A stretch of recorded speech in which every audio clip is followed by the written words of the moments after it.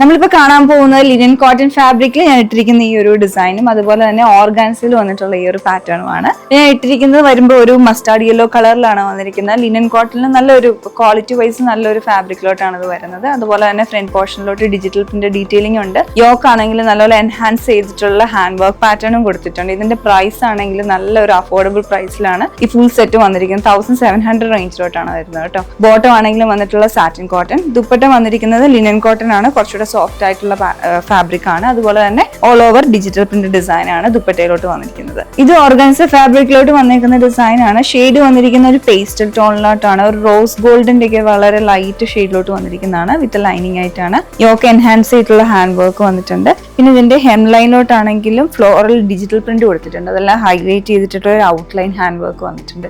ദുപ്പട്ട കുറച്ച് ഹെവി ആയിട്ട് ആ ഒരു ഡിജിറ്റൽ പ്രിന്റ് ഫുൾ ആയിട്ട് ഹൈലൈറ്റ് ചെയ്തിട്ടുള്ള ഹാൻഡ് വർക്കും കൊടുത്തിട്ടുണ്ട്. ദുപ്പട്ട അത്യാവശ്യം ഹെവി ആയിട്ട് തന്നെയാണ് ഇതിന്റെ വർക്ക് കൊടുത്തിട്ടുള്ളത്. ബോട്ടം വന്നിട്ടുള്ളത് സാറ്റിൻ കോട്ടണിലുമാണ്.